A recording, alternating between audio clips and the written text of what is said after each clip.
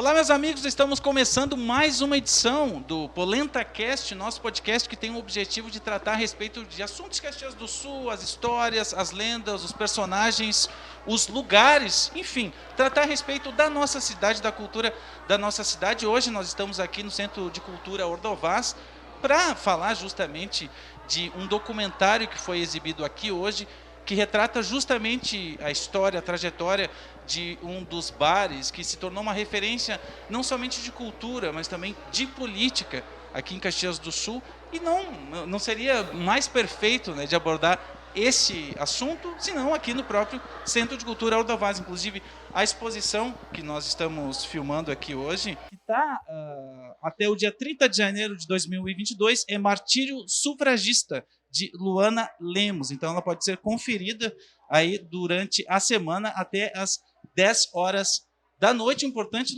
lugar aqui, então, local de acesso à cultura aqui em Caxias do Sul. Ao meu lado, Jorge Valmini, que integrou também parte da trajetória do Voo Livre, né, esse bar tão representativo aqui em Caxias do Sul, e deputado estadual Pepe Vargas. Muito obrigado também por sua presença aqui no nosso Polenta Cast. Valmini, o que tu acha aí do nosso convidado ilustre de hoje?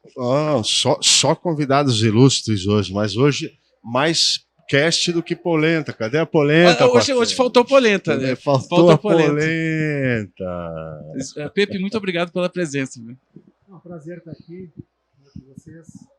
E, de fato, o documentário foi muito importante de ser feito, né? No período histórico da cidade.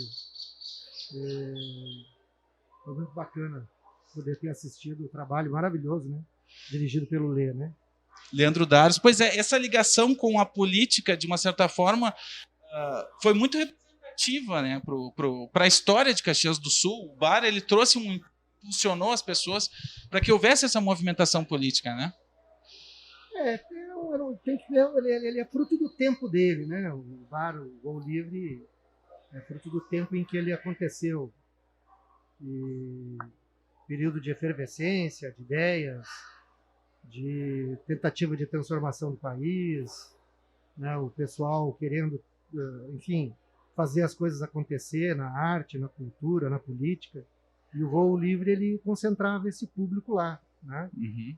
Eu, enquanto estava assistindo ali, vendo as pessoas todas que circularam por lá e que passaram por lá, e os depoimentos, eu acho que ele foi o embrião, eu diria assim, inclusive, se a gente for pensar do seu ponto de vista cultural, o embrião dessa grande transformação cultural que a nossa cidade viveu nos anos seguintes, né? Uma incubadora cultural sem o ser. Uma grande oficina improvisada, vamos dizer assim. Hoje, com o documentário, se faz um registro e a preservação da memória através do audiovisual, da memória imaterial, né? Porque o prédio não existe mais, mas existem imagens, né? E falar da importância, que a gente está no Centro de Cultura, que envolve um um aparelho cultural muito importante do município, que a gente está aqui no espaço de exposição temporária, acabou de assistir o filme na sala de cinema, mas o complexo é maior, tem mais estrutura, e a pergunta é no sentido da preservação, Pedro, né? Porque o documentário também é feito por um mecanismo que é a lei de incentivo. Por que preservar? Não, a preservação histórico-cultural da identidade das coisas é fundamental, né? Não tem uma sociedade que se constitua sem a preservação da sua cultura, das suas manifestações diversas, né? Eu digo assim, não é eu que digo, né? Mas cultura é tudo aquilo que o ser humano faz, né? O Centro de Cultura Dr. Ordovás aqui, ele era uma cantina, era a Cantina Antunes, era um prédio que estava abandonado, foi restaurado, foi reorganizado. Faz homenagem também a uma pessoa que é o Dr. Ordovás, né, que também, de certa forma, fez cultura na história da cidade, sob o ponto de vista da saúde, de uma série de outras questões, né? Então, aqui também acontecem tantas coisas, né? E eu acho que muitas pessoas que lá naquele período estavam começando, digamos assim, na área cultural da cidade, que passaram pelo Voo Livre, hoje estão na sua plenitude, são nomes consagrados hoje aqui na cidade, né? Reconhecidos, como é o teu caso mesmo, né, Jorge? E tantos outros que a gente pôde ver nos depoimentos ali durante o documentário, né? Eu entendo esse aspecto sócio, inclusive afetivo, porque eu vivo nesse meio. Mas aí eu estou perguntando isso, que, por exemplo, eu fiz um documentário sobre a Júlia de Castilhos, também usando um mecanismo que é o fundo, hoje Financiarte, né? E um dos depoentes desse documentário, também é uma pessoa já de uma certa idade, ele diz assim, que tem que preservar, mas nem tanto. Né? Então, porque, digamos, do meu entendimento, é preciso preservar. Né? Mas há o entendimento de pessoas na cidade que precisamos do progresso, de novos prédios. Né? Então, como preservamos, de que maneira preservamos e o que preservamos. Né? Essa ideia do conflito, né, entre a preservação e o progresso, né, vem também, a meu ver, né, respeito a quem pensa o contrário, de uma visão equivocada do que é o desenvolvimento e o que é o progresso. Né? Tu preservando determinadas situações da tua cidade, tu também contribui para o desenvolvimento, inclusive econômico, não só do seu ponto de vista social, cultural, mas também do seu ponto de vista econômico, né? Se a gente pensar ao longo da história, a vida cultural da cidade se transformou muito. Né? Vejam que a primeira casa de cultura nossa é dos anos 70, 74, 75, se eu não me engano, né? Não, foi depois ainda, acho que a Casa da Cultura. O atual prédio é de 82, foi inaugurado em novembro de 82. Foi na gestão do Mansueto. Isso. Né? Isso. E nós ficamos anos com um espaço só. Né? Depois, já na nossa gestão, fizemos aqui o Centro de Cultura Dr. Ordovás. Mas também eu acho que a cidade cresceu nas políticas, né, de apoio e fomento à produção e à fruição cultural. Né? E isso permitiu, né, que um conjunto importante de coisas acontecessem. E eu diria o seguinte, boa parte das pessoas que contribuíram para a construção dessas políticas de fomento ao desenvolvimento cultural, elas eram frequentadoras do Voo Livre. Né? Nós estávamos lá naquele período, todos muito jovens, né? A gente podia perguntar para a Eliana, por exemplo. Pois é, está conosco aqui a Eliana Turbay, que é, né, fundadora. Eliana Turbay Mari. A senhora pode falar no microfone, por gentileza. Eliana Mari. Eliana Mari, enfim, né, que é a principal referência, né, dessa fundação do Bar Voo Livre aqui em Caxias do Sul. A senhora está muito emocionada, né? E o que representa para a senhora ver nesse momento assim toda essa homenagem que aconteceu em função do bar como um todo? É uma explosão, né, de emoção, assim, de sentimentos, né? Tá. A senhora pode falar próximo a isso, tá ligado? E eu ainda estou tentando deglutir tudo, né, que passou. Mas, assim, imagino que, para você, tenha sido uma trajetória tão natural, no sentido de que expressou a sua própria verdade naquele ambiente e as pessoas entenderam aquela mensagem. Né? Mas, observando hoje, essa trajetória parece tão mais significativa, inclusive, para quem esteve presente naquele momento, enxerga uma identificação, né, com a cultura, com a arte, com a política, tudo que aconteceu naquele espaço, né? Foi um espaço privilegiado nesse sentido, né? Que privilegiou muitas pessoas nesse sentido, né? Mas eu estou muito emocionada, mas eu vou tentar colocar, se vocês puderem me ajudar. Tá tudo certo. Eu estou tentando ainda respirar. Certo. Bom, eu queria liberar o nosso deputado Pepe Vargas. Muito obrigado aí pela participação no nosso podcast. Prazer estar aqui com vocês. Muito prazer ter receber o senhor também. Beleza. Bom, a Graças, gente segue Pedro. aqui com a Com Eliana, Jorge Volney, né? Chamar o Volney, Jorge. Vamos chamar o Volney. O Volney. Bate um papo aqui com o Valmini, que eu vou chamar o Volney. Valmínia, Ele- quanto tempo eu não te vejo? A Eliane tá flutuando. Não, foi uma gama de emoções, né? Uma gama de emoções. Eu particularmente tinha falado para o Ney, não o meu Ney, não meu marido, o Ney Alexandre Heck, que estava ao meu lado. Eu assisto muito documentário, muito, né? Eu tenho o Canal Brasil, eu tenho gosto muito de documentário. Eu particularmente nunca assisti um documentário de um bar. Olha Daqui só. a pouco, ó, ele vai entrar em cena, ele vai entrar em cena então, agora. Em alguns instantes aqui. Volney, Mari. perdão, que vai participar então do podcast. Ele foi Bem-vindo Mari, ao Polenta. e Eliana. Faça as bar, honras então, aí. Na verdade, quem que teve essa Hoje ideia sem polenta. inicial para que o bar fosse estabelecido assim? De onde surgiu Ai, o movimento é inicial? uma história tão antiga e tão, olha, digo atual também, porque na verdade nós tínhamos ido num bar, no Status Bar aqui em Caxias. Eu estava vindo de São Paulo para cá. Certo. São Bernardo, eu sou de São Bernardo, São Paulo.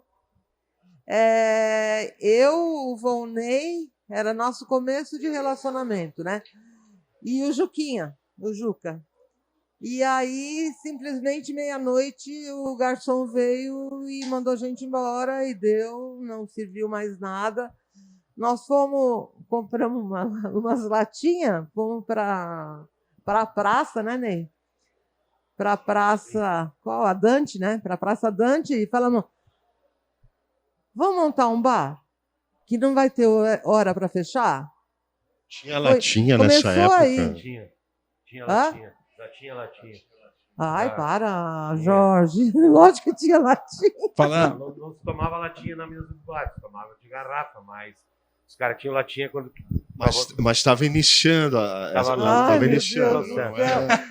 Não, mas é Ai, verdade, o Jorge é verdade. fala, parece que nós somos da era dos dinossauros. Bom, Mas é menos, verdade. Em 30 Ai, anos. nós somos da era dos Em dinossauros. 30 anos, a tecnologia que a gente está usando não existia. Há 10, eu acho que não existia isso aqui. Com certeza. Como assim? O que, por exemplo? A tecnologia que a gente está usando hoje. Isso, os microfones, as câmeras. Ai, quer dizer que não tinha microfone no voo livre? Não Tinha. tinha câmera? Eu Não. tinha uma videomaker. Ela tá aí. A Rô. Então, ó, Mas o conta pra gente, assim. Edson queimou o equipamento dele lá no bar e ele foi pedir emprestado no Sesc. Na época era tudo analógico, não tinha nada digital.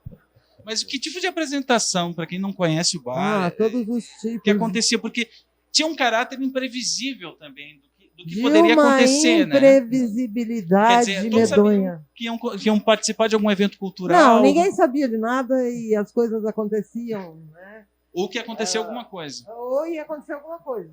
Não que já soubessem a princípio que ia acontecer alguma coisa. Às vezes não acontecia nada. Às vezes acontecia uma noite de domingo, por exemplo, com casais comendo esfirra, porque a comida era muito boa. Né?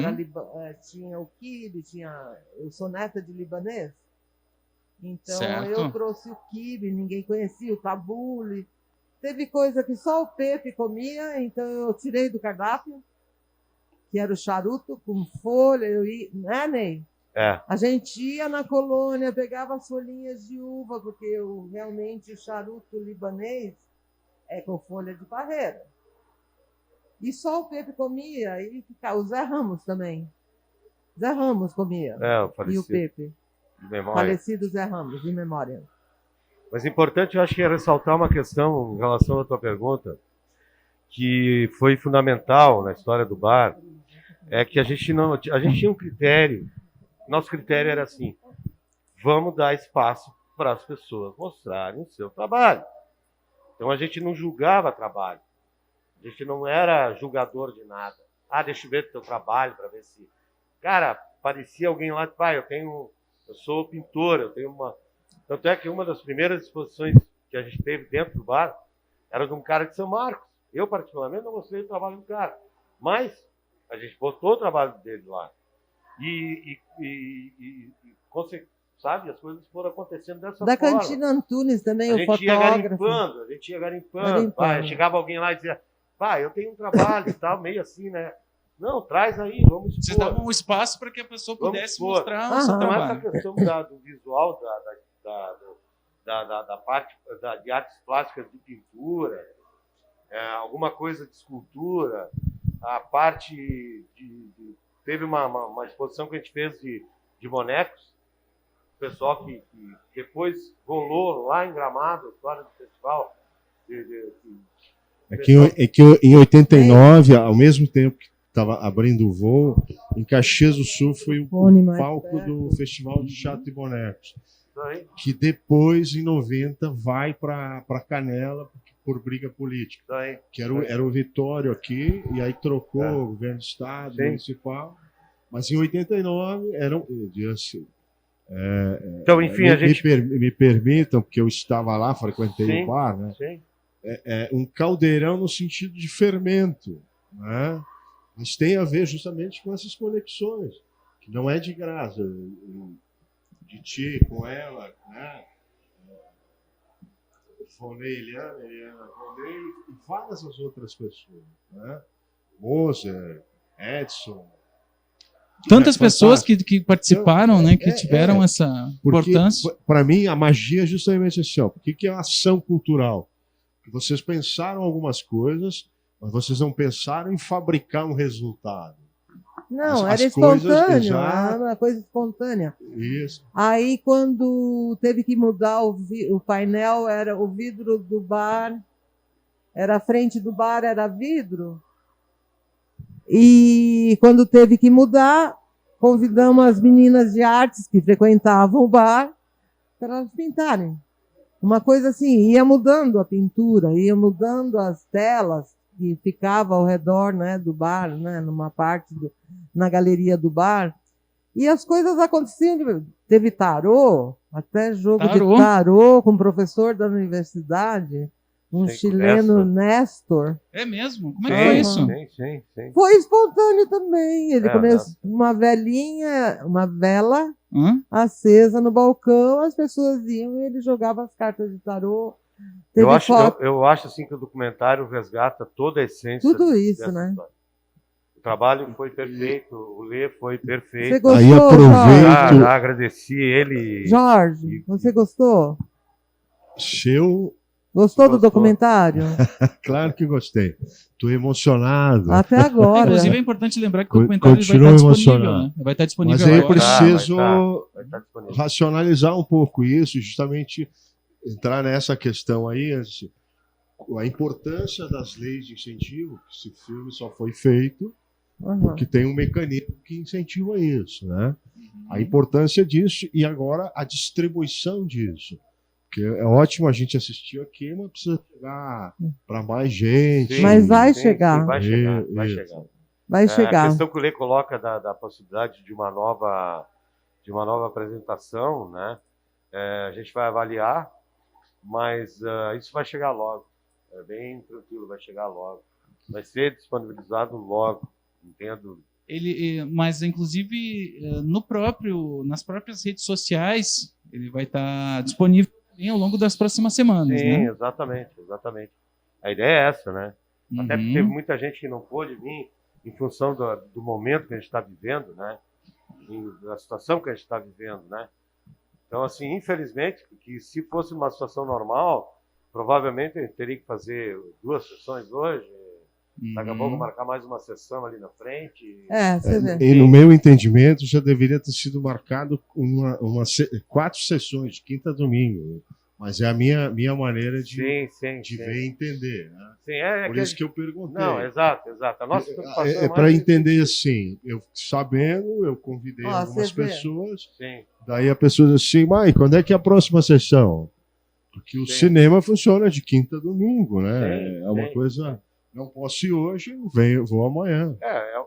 É uma coisa que a gente vai ter que avaliar agora aí com o Lê, com o diretor, né? E ver, porque eu acho que pelo resultado do trabalho, enfim, por aquilo que as pessoas sentiram em relação ao que foi produzido, a gente tem um espaço aí grande, né, para repercutir mais ainda isso, né. Então a gente vai fazer uma avaliação com a direção do projeto, enfim, com o diretor. Eu vou liberar aqui, então, nossa convidada. Tá. Muito obrigado por estar. Prazer foi eu vou todo deixar- meu, foi todo Você nosso. continua participando aqui conosco Eu, mais um eu pouquinho. vou, eu vou pedir que tu Muito fique obrigado. até que o Edson chegue. Agora vai Aí, vai aí tu chegar troca. o Leandro Tá. Daros, que é o diretor do documentário Voo Livre. E, de fato, o documentário ele teve uma construção bastante importante a partir dos depoimentos que foram efetuados, né? E eu queria te perguntar, muito obrigado por participar desse nosso PolentaCast, né? Que é um prazer assim, receber essas pessoas que são de referência aqui em Caxias do Sul. Como é que foi esse trabalho de busca de depoimentos para que pudesse se concluir essa reportagem, basicamente, que foi efetuada? Porque é um levantamento bastante extenso, imagino, né? Cara, na verdade, o documentário sempre tem que ter um planejamento muito grande, né? Você tem que, primeiramente, você tem que fazer uma reflexão sobre aquilo que vai ser tratado, né? Qual é o viés que vai ser utilizado para abordar aquele assunto? E daí você começa, enfim, a elaborar um projeto, né? Um roteiro para isso. E no momento que nós começamos a fazer levantamento de dados para o documentário, né, uma das primeiras coisas realmente foi, então, entrar em contato, né, com o Volney, com a Eliana, e a gente fazer uma espécie de listagem, né, Volney, onde a gente, na verdade, o Volney já tinha essa listagem pré-pronta, e aí a gente começou a trabalhar em cima de uma lista muito grande de nomes, né, evidentemente. E a partir dessa lista, então, a gente começou a fazer contatos, né, para ver das pessoas que teriam disponibilidade, né, das pessoas que estavam ainda em Caxias, muita gente já não está mais aqui, né. E então foi feito assim, basicamente isso, né, uma seleção de nomes que tiveram uma relação muito próxima com o bar, né, com o Voo Livre, e pessoas também que têm algo a dizer, né, pessoas que têm assim, pessoas, enfim, que têm trabalhos relevantes nas artes, né, nas diversas áreas aí da atividade humana, né? Certo. E Volney, esse contato então foi frequente com o Leandro para que ele pudesse traduzir da melhor forma possível. Sim. Né, na verdade, o projeto todo se inicia ali por 2017, né? No primeiro contato que eu tenho com o Troian, que é o cara da produção, e a partir daí o Troian me apresenta a Ledaros, que é o nosso diretor aí no projeto, e a partir daí a gente fica e mantém, faz uma seleção, né? Lança a ideia que eu achei perfeita, né? De pegar algumas pessoas na área da política, na área das artes, da artística, na área do jornalismo, na área dos profissionais liberais, né? De pessoas tipo, enfim, as que deram seu depoimento. E a partir daí, mas sem dúvida nenhuma, né, o trabalho que o Lê e a equipe de produção fez foi, na minha opinião, fantástico.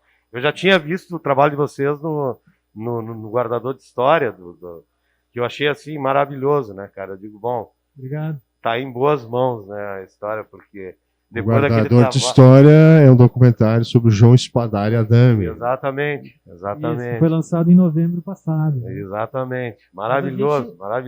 Obrigado. Volney. Maravilhoso trabalho. A ideia justamente foi ter essa variedade de perfis, né, para darem seus depoimentos, porque é isso, né? Como o bar também era um lugar múltiplo, né, um lugar em que existia essa multiplicidade, né, de personalidade de pessoas lá dentro, vindas das mais diversas origens. Acho que a gente tinha que também colocar isso no documentário, né, ter essa multiplicidade, né? E eu acho que ela se traduz no momento que a gente, né, obtém o depoimento de pessoas muito diferentes, assim, pessoas que têm perfis muito diferentes, né? E a partir daí, então, foi né, você tem que elaborar um roteiro, você tem que pensar o que você vai abordar, né, o que é mais importante de se tratar, né? E aí foram elencados alguns elementos assim históricos, né? A gente faz uma abordagem contextualizando primeiro, né, o momento em que surgiu o bar, né? Que foi um momento importante histórico, né, não só de Caxias, mas do país. Do país. Né? Naquele momento, o ano que surgiu o bar é o ano que teve a eleição direta, né? A primeira eleição direta depois de tantos anos de ditadura, né? E então também isso é um momento, uma questão importante, né? E depois você começa a falar sobre a relação que as pessoas tinham com o bar, né? Eu tô com um mosquito aqui me infernizando. Eu tava vendo, ele Tá tá... difícil. Que barbaridade. Agora veio É pro para lado. ficar mais emocionante. Agora vem pro meu Não, lado. por favor, né? Dá Eu vim licença. pro meu lado logo. Só para entender, assim, a gente está no Centro de Cultura, tá final de tarde e a porta lá fora está aberta. Então é natural que os E um calor, os né? Que insetos não precisa venham nem Valmir, começar. Né? atraídos pela Valmir, iluminação. estou vendo um outro Ó, mosquito mais um. ao seu redor. Eles estão vieram nos atacando. coroar. Né? Estão nos atacando, Valmir. Eu vou aproveitar essa pausa Sim. que eu perguntei antes, vou perguntar de novo, pergunto para os dois. É uma ação prática de preservação de memória, em diferentes camadas ou dimensões, né? Por que preservar dados? Nossa, essa pergunta tem uma profundidade tão grande que eu não sei nem se você é capaz de... Mas é isso, é um exercício. É típico do Valmir. Para isso. ti. Sim. Não, Faz uma pergunta. Eu acho que, aliás, isso eu acho que tem a ver assim, com uma das grandes... É uma das características e falo assim do povo brasileiro, não falo do caxiense, sabe? Eu acho que o brasileiro ele tem uma coisa assim de ter memória curta, né? A gente não dá muito valor à nossa história, sabe? Em todos os sentidos, assim, né? Então quando a gente tem a condição de fazer um documentário sobre um momento da história, sobre um espaço-momento da história, espaço/tempo, né?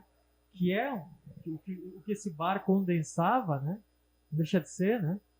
Que quantas vidas passaram por ali, né? Quantas vidas que de alguma forma foram impressionadas, né? Tocadas pelas condições que o bar oferecia, né? Pela troca que havia ali, né? Pelo desenvolvimento, né, cultural, intelectual que havia ali através do debate, né, através da discussão, através da troca de ideias. Então, foi um momento importante para a cidade, né, e foi um momento importante para todas as pessoas que viviam aquilo ali.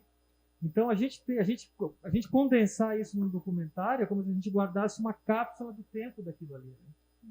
Afinal de contas, o que foi o início dos anos 90 num lugar super importante da cidade, como foi o Valmir. Está aqui. Né? O documentário, de certa forma, ele traz a vida, né, para as pessoas, para a gurizada de hoje, para as novas gerações, um retrato, um pequeno recorte daquele momento da história e daquele momento dessa comunidade, né, que vivenciou esse bar, que vivenciou esse momento. Pois é, as pessoas estavam se emocionando. A gente está aqui no Ordovaz, inclusive as pessoas estão comemorando, celebrando esse momento, né? É algo que realmente toca no fundo do coração das pessoas e pode servir como um legado, né? Aliás, deve ser um legado para as próximas gerações, no sentido de que é possível ter um nicho que pode se expandir cada vez mais e pode ser uma referência para as outras pessoas. Né? Olha, eu te diria que a gente está ainda tateando, sabe? Nessa seara do documentário e do registro histórico, assim. Eu acho que existem, pegando só Caxias, tá? Vamos pegar só Caxias, né? Afinal de contas, Caxias é relevante, né? Uma cidade de mais de meio milhão de habitantes. Se a gente pegar só um retrato de Caxias, a gente tem tantos personagens históricos e tantos momentos históricos que não foram retratados, que não tiveram possibilidade de serem resgatados de alguma forma, sabe? Isso é uma pena, assim. Isso é uma coisa que realmente é uma coisa que temos que fazer. Não digo temos, né? Nós como comunidade, nós como produtores, né? Nós como pessoas ligadas à cultura, né? Porque assim, eu já tive assim inúmeras ideias de temas, né, da nossa história para serem trabalhados, sabe? E claro, isso tudo envolve o quê? Envolve também um custo, né? Envolve um investimento nisso, né? Porque a gente somos profissionais, a gente precisa de, né, ser remunerado para fazer esses trabalhos. Né? Daí a importância dos mecanismos de fomento. Pois é, aí... Exatamente. E aí eu vou linkar, ressalvar de novo. Foi feito através da lei de incentivo, né, que possibilitou a preservação, no caso aí na linguagem do audiovisual, E eu já tinha perguntado para o Volney antes, distribuição, circulação, que hoje assistiram 100 pessoas, ficaram encantadas, emocionadas, né? Vai chegar a 100 mil? Bem que nós gostaríamos, né? Como vai distribuir? Enfim, o plano, como não é um documentário que tem um viés comercial, né, a nossa primeira preocupação é fazer chegar até as pessoas que têm um envolvimento, que tiveram envolvimento com o bar. Primeiro plano é esse, plano 1. Né? Uhum. Obviamente que, mesmo quem não está aqui, que não esteve aqui na sessão, mas que já está sabendo do bar, do documentário, a gente já está se preparando para, logo mais aqui à frente, colocar numa plataforma, né? Esse vídeo vai ser disponibilizado. Uhum. Então ele vai estar disponível para o mundo, né? Certo. É isso. Mas assim, a gente tem uma série de mecanismos em Caxias, por exemplo, a TV Câmara é um bom exemplo, que é um local em que acontece muito isso, assim, né? De eles exibirem trabalhos, principalmente documentais. Inclusive eu tive trabalhos até ficcionais exibidos lá.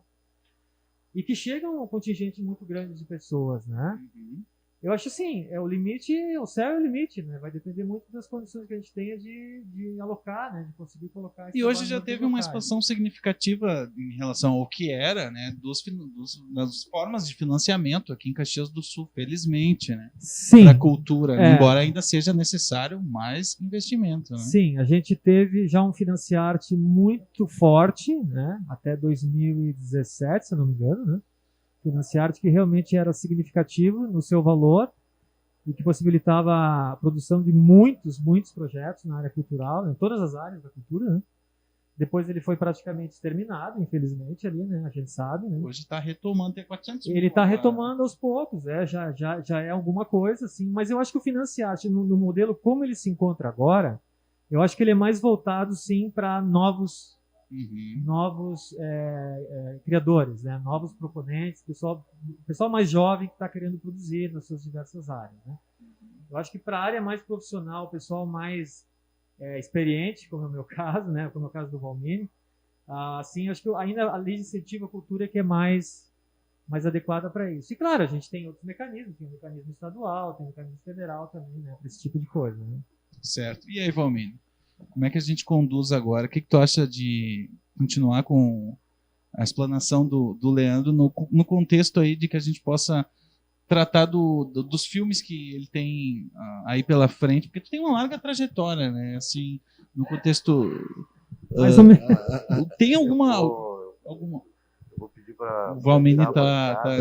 Então vamos agradecer aqui a presença do Volney. Agradeço a você. Vamos liberar o Volney, então. Aqui já tá vamos liberar ele, a gente continua com os dados. Depois eu vejo se eu acho o Edson. Isso, chama o Edson aí, que eu convidei ele já no início. Lá. Volney, muito obrigado. Obrigado, eu agradeço. Muito obrigado pela participação. Saúde, irmão. Enfim, a gente também bate mais um papo aqui com o Leandro.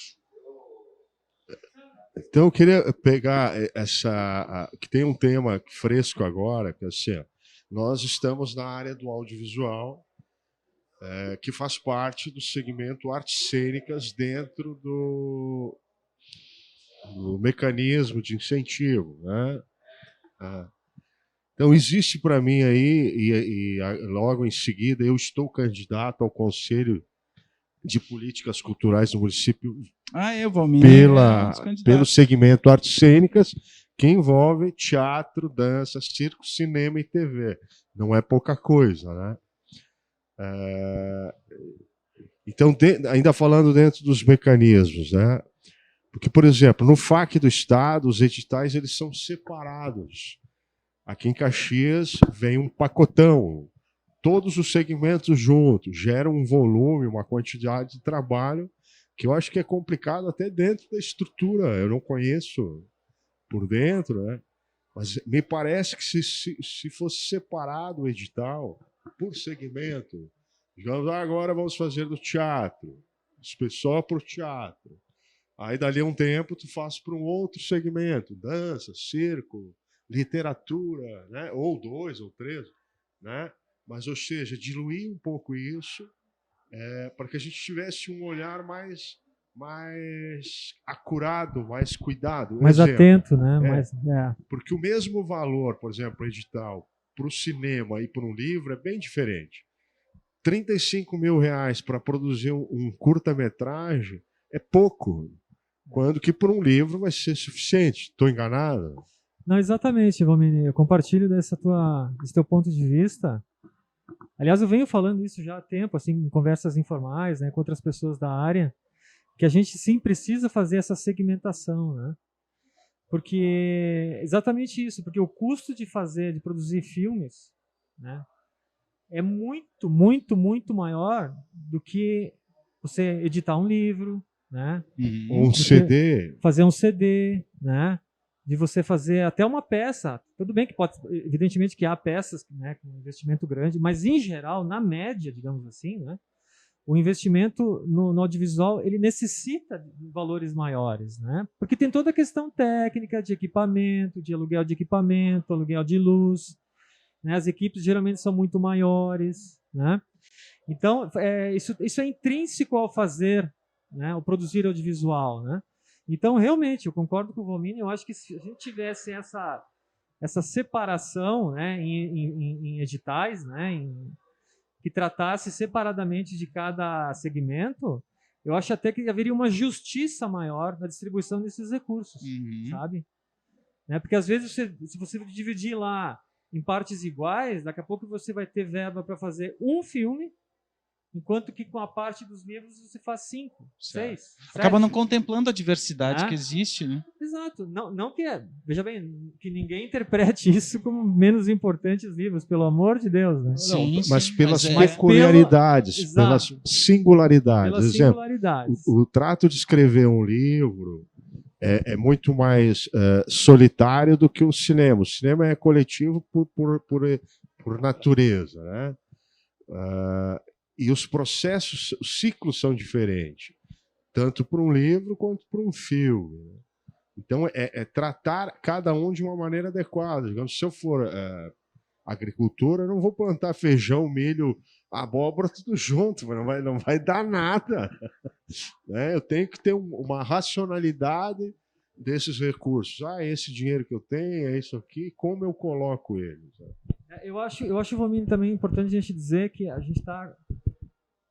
Eu acho que a partir do ano passado, né, começou assim, um processo de renovação na Secretaria da Cultura aqui de Caxias, que foi muito importante, né? E eu acho que a gente está numa fase agora, que eu não sei se vai acontecer durante esse mandato desse atual prefeito ou do próximo, enfim. A gente está numa fase que é importante que haja uma profissionalização dentro da Secretaria da Cultura, né? No sentido da gente ter realmente pessoas especialistas nos diversos segmentos, sabe? Então, tem uma pessoa lá que é especialista, né, no segmento do audiovisual, né? Então, ela vai entender as demandas do audiovisual, ela vai entender como funciona a produção audiovisual e como é diferente, né, com as suas singularidades, com as suas peculiaridades. E assim por diante, cada área com uma pessoa especializada na área. E aí, em cima disso, a gente tratar separadamente cada área, cada segmento. Né? Agora, quase peguei. Eu ainda vou pegar ele. Aquela cena que ele... Se a gente fizer mais uns 2 programas aqui, tu fica craque. Tá, né? Mas então, eu estava dizendo, então acho que é isso, sabe? Acho que talvez falta um pouco isso, assim, né? A gente ter uma Secretaria da Cultura que faz um trabalho ótimo, assim, no sentido de são pessoas super dedicadas, né? Não é por falta de querer, não é por falta de se dedicar, absolutamente. Só que entende do assunto. Não, eu acho que é uma questão de estruturação, né? Talvez, acho que quando a gente tem já um plano, por exemplo, um plano de cultura para a cidade, né? Que tem ali uma série de metas para serem adotadas, para serem implementadas, para darem esse plus, né? No setor cultural da cidade, e a gente não vê isso acontecer. Né, Valmini? Isso não é uma coisa de agora, né? Não é uma coisa de agora, sabe? Essas reuniões de tratar, de revisar o plano de cultura e repensar como tratar a cultura na cidade, como valorizar a cultura da cidade, isso vem lá dos anos 90, gente. Né? Eu era um gurizinho lá nos anos 90, eu me lembro que eu já participava disso, sabe? Dessas discussões, né? E a gente teve muitas melhorias, evidentemente, desde lá, Mas a gente chegou num patamar agora em Caxias, que é uma cidade que tem... Caxias é uma cidade que tem visibilidade nacional, né, gente? Por favor. Todo mundo conhece Caxias, todo mundo sabe da história de Caxias. E a gente está ficando para trás, né, comparado com cidades muito menores aqui da região, se a gente for comparar o investimento em cultura com outras cidades. Sabe? Na verdade, o entendimento é que a gente proporcionalmente inacreditável. A gente perde muito, né? Perde em memória tangível e intangível por não ter os canais adequados de fruição, né? Que os prédios são demolidos, os grupos, né, prédios de todos os tipos, né? O patrimônio histórico é derrubado, e a memória se vai, fica pouca fotografia dessa memória, né? Por isso que eu até falei quando era com o Pepe aqui, porque no documentário que eu fiz sobre a Júlia, tem um senhor lá que ele fala: tem que preservar, mas não tanto, tem que vir o progresso. Ele já um homem bem maduro, né? Preserva, mas não muito. Aliás, esse documentário do Valmini, né? deixa eu abrir um parênteses, esse documentário do Valmini é um outro belo, não tô querendo rasgar a saia aqui pro Valmini, não precisa disso. Mas é um documentário que é 2004, Valmini, 2005? 2005, a gente filmou em 2004 e lançou em 2005. E é um outro belo exemplo, cara, de um retrato de um momento da cidade, né? E uma ideia fantástica, que você pegar da madrugada de um dia, varar o dia e até a noite. É muito legal. Assim, e aquilo ali é um retrato daquele momento. E uma série de prédios, de estabelecimentos comerciais, culturais que havia na época, e de pessoas, né, também, as evidentemente. As pessoas que ocupavam esses espaços, espaços, né? Já não estão mais aí. Não estão. Pessoas e prédios e estabelecimentos não estão mais. Mas aquele retrato está guardado. Se observar ali, nós tivemos um ganho, tivemos várias perdas. Melhorou a lei das fachadas.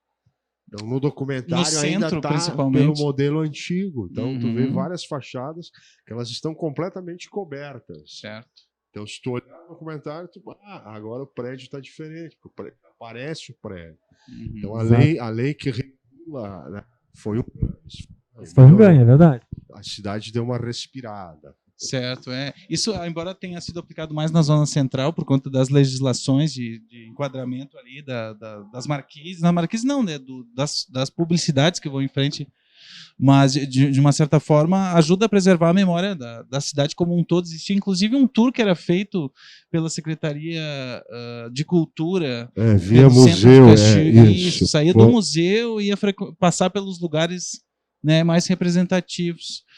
Bom, Tchê, queres perguntar mais alguma coisa para o Leandro? Estamos chegando no nosso teto aqui do horário. Eu vou perguntar de novo, porque ele mencionou que vai consultar as pessoas para distribuir. Clareia um pouquinho aí a distribuição. Vai para festival, o filme? Boa. Sabe que eu não pensei, na verdade, sobre isso, Valmini. Vou ser bem sincero com vocês, assim. Porque enquanto você está ainda finalizando o trabalho, a preocupação é tão grande no sentido de fazer aquele acabamento, né? De terminar o trabalho, deixar ele com o melhor formato possível, deixar ele da melhor forma possível. Eu não tenho assim esse viés, assim, essa preocupação do viés do festival, do viés de buscar premiação. Assim. O meu viés na minha produção sempre foi público. Sempre foi pessoas. Então, exibição em escola, circuito. Circuito, sabe? É muitas pessoas assistindo, sabe? Eu acho que esse é o foco principal. Eu não sei se esse documentário, embora ele tenha tido essa estreia hoje maravilhosa, né? A gente ficou muito feliz. Mas eu vou ser bem sincero, eu não sei se ele tem perfil para festival, sabe? Não sei, porque os festivais eles têm um certo viés, assim, que é meio diferente, sabe? Não é bem por essa praia aí. Talvez o Valmini possa me dizer melhor do que eu, falar melhor do que eu sobre o filme, vendo de fora. Sim. Ele por que ele é universal? Porque ele fala de uma lógica urbana. Numa parte final do filme, eu imaginei. Até os personagens mencionam, São Paulo, Rio. Esse bar também seria um bar em Minas Gerais ou em São Paulo. E as pessoas vão entender isso. Quem é da música, quem frequenta bar, vai entender isso. Ele tem essa universalidade. Tanto que fala das conexões, né? O Ciro Fábio, eu cheguei de Santa Maria, eu não conhecia a cidade. O Rivaldo, eu vim do norte, né? Também não conhecia. Porque é a alma urbana, né? A cultura urbana. Então, é universal. Respondi. Tá Manda bem, lá, tá bem. manda. O filho cresceu, manda pro mundo. Vamos ver sim. A gente certamente vai. Existe já uma demanda muito grande para que ele seja colocado no YouTube, né? Para que ele seja numa plataforma, né? Certo. Então tem isso também, né? Às vezes você acaba colocando numa plataforma e muitos festivais já não te aceitam mais. Tem toda uma questão de escolhas aí que tem que ser feitas, né? Mas tudo bem, isso é de menos, né? O importante é entregar o trabalho. Grato, e como é que foi participar do Polenta Cast? Hoje sem polenta. Hoje sem polenta, mas eu quero deixar aqui minha reclamação, né, oficial, que não tem polenta. Eu que sou um gringo da Gema, né, que adora polenta. Justamente no dia que eu venho, não tem polenta. É que essa é a primeira edição do Polenta Registrou itinerante, protesto, né? Então, tem que ter polenta. como a gente está aqui no espaço... Tem que ter polenta. Mas tem que ter polenta. Viu? Inclusive, hoje com esse calor seria um pouco difícil. Não, mas um vinho geladinho, assim, com polenta, meu Deus do céu. Ia ser uma loucura, a gente ficaria aqui horas. Dionisíaca, uma loucura dionisíaca. Exatamente. Como disse aquele personagem do documentário. Tchê, muito obrigado. Obrigado Não, gente, eu que agradeço participação no Polenta. E parabéns pelo programa, também está muito legal. Acho que esse formato é sensacional. E toquem a gente aí. O Valmini, que é meu parceiro aí nessa jornada, e enfim, ele me ajuda a desenvolver, porque é um grande amigo e tá sempre topa, né? As paradas, então... Polenteiros de plantão com a cabeça cheia de ideia. Queria agradecer a parte técnica também do programa, né? Luiz Carlos Portela, com Portela Videoproduções, que é responsável por todas as câmeras, né? A parte do som também, que é Vitor Frois, Jorge Costa também DJ Spider como cinegrafista. No áudio. Vitor Frois, DJ Spider. Festas, casamentos, batizados, aniversário, ele faz o seu som. Então essa foi a 4ª edição do Polenta Cast. Muito obrigado a você que assistiu até agora. Lembrando que você pode se inscrever no nosso canal, também curta o nosso conteúdo e compartilhe aí nos grupos para que a gente possa cada vez mais tratar, né, da história de Caxias do Sul, da cultura, dos personagens, enfim, comentar a respeito da nossa cidade. Um grande abraço. Aí...